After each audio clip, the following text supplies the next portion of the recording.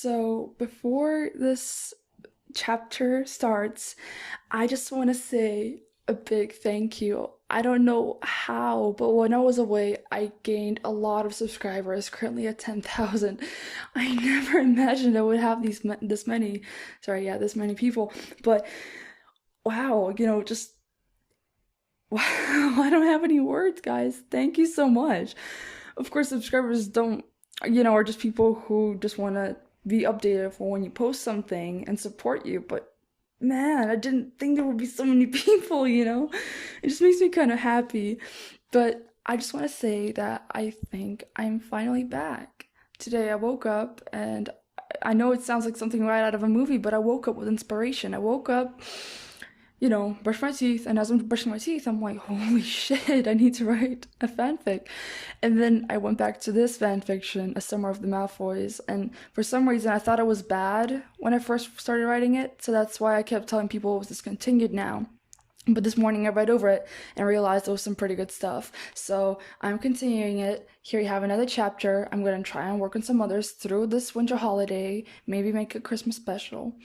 And yeah, just thank you guys so much. To those of you who have still stuck around and are still enthusiastic about my channel and are watching this video right now, hi, thank you so much for sticking around. I love you. I love you so much. I didn't think anyone would like my work, but here I am. Back from this huge break that I really needed. I finally got my life together and I'm finally doing very, very well. All stressful deadlines are out of the way. Duh, it's holiday, so yeah, thank you very much for sticking around. If you're interested to know what I look like and want to follow me on more things and just want to know, how my life's going, you can go ahead and follow me on TikTok. I will leave my @ there, somewhere on the screen. And yeah, you can just message me there if you want. I always follow people back, so then you can message me and just talk to me. I'm always open to talk. So go ahead and just, communicate with me if that's what you want. But I'll just stop talking right now. Once again, thank you so much. And to those of you who care, I'm back. So please enjoy this story. Well, this chapter. There was rusty metal lying around, big chunks of it. The place looked like an old dump, but without any organic trash. Just pieces of broken stuff people once owned. A lot of broken magical devices. Pretty much a large dump. Draco walked through the labyrinth of trash, the path going up as they started going up a hill. Yet the texture of the road felt weird. Hey, is this hill even made of dirt? Harry complained, catching up with Draco yet again. Nope, this entire hill and everything surrounding us is made of trash. Compressed trash. Harry suddenly felt very uncomfortable just being there. So much trash, compressed and not taken apart by magic? Draco nodded, progressing further and further up the hill. Yeah, I know what you're thinking. It isn't likely for wizards to leave trash at dumps, huh? Well, where do you expect the poor end of the neighborhood to leave their things? Destroying trash takes time, so they have to either learn the spells themselves or pay for others to remove it for them. But some things are dangerous to dispose of with magic, like, magic items. He knelt by a moldy drawer full of rotting tags. Curious, Harry knelt down beside him. Look at all these curses, Draco said as he rummaged around in the thick stack of tags.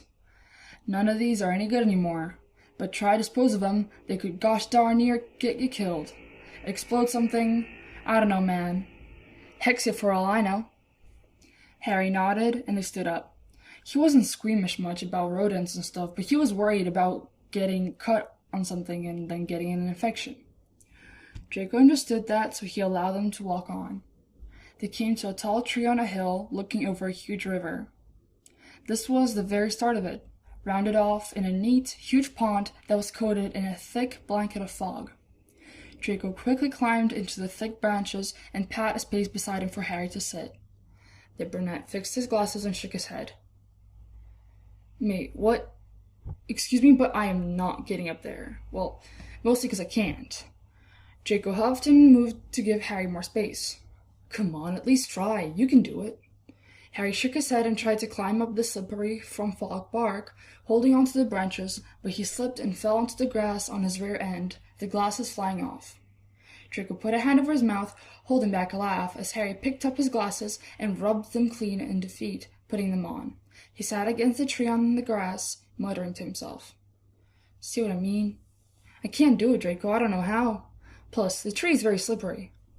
Draco groaned and tapped the toes of his shoes against the back of Harry's head, which caused the boy to constantly try moving away and hit his ankles. How'd you even make it onto the Quidditch team if you ain't got no core strength? I do have core strength. Hardly any arm strength, though. Why'd you think I'm terrified to even fall off a broom? Is the fact that it'll be hella hard to pull myself back up. I can hold on, but it's hard to mount it again. Draco jumped off the branch, walking over to the edge of the hilly cliff. But it's not impossible now, is it? Yeah, I guess. Well, depends. Whatever, how do we even come to this conversation? Draco turned to him and smirked. How will you hold yourself up in bed, if you know what I mean? What, are you just gonna fall on them? Draco laughed softly at the idea of it and acted out Harry being on top of someone in bed by leaning against the tree, then clumsily falling on it. Oh, damn, this is embarrassing. I'm sorry, I got nervous. Harry rolled his eyes and tossed a pebble at Draco, hitting him in the shoulder. Don't. Come on, you know I'm already worried about that sometimes, but whatever. There's many positions if you know what I mean. He got up and brushed shoulders with him. He walked to the edge of the cliff and looked down. Is it safe down there? Draco nodded. Swimming-wise, as far as I know, probably yeah. Why, you gonna go down there? Harry raised a brow and walked back to the tree. He took his shirt off and tossed it aside. Might not be the strongest physically, but at least I'm no coward. He smirked at Draco and did a run up to the edge of the cliff, jumping off. He did an impressive flip in the air and then landed headfirst into the water smoothly. The cliff was way high up into the air. Draco's heart dropped just watching Harry jump. He swallowed nervously as he stared down over the edge, sighing in relief as he saw Harry come back up to the surface. Show off, idiot! He yelled, knowing it was inaudible. Picking up Harry's shirt, he set off on a long walk down the hill and to the river. Once there, he stood on a large rock at the shore, arms folded across his chest, an angry pout on his face. Harry swam over to him with a smile and grabbed Draco by the feet, trying to pull him into the water. Draco landed a foot in Harry's face and walked backwards. Dumbass, what the hell are you doing? Draco scoffed and fixed his hair that was messed up by the breeze. Do you even begin to comprehend how dangerous that was? There could have been boulders, debris, shards. What if you didn't land straight down? I said it's safe to swim, so around this area, not dive into the very edge of the damn pond. Plus, it's foggy. You can't even see the water properly from up there. You could have literally broken your spine into 6 damn pieces. Harry frowned and nodded, swimming backwards away from the shore a bit. Alright, sorry, yeah, that was dumb. Draco sat aside for a bit, just watching Harry swim and trying to stay angry, showing he was upset with him. But damn, was that difficult.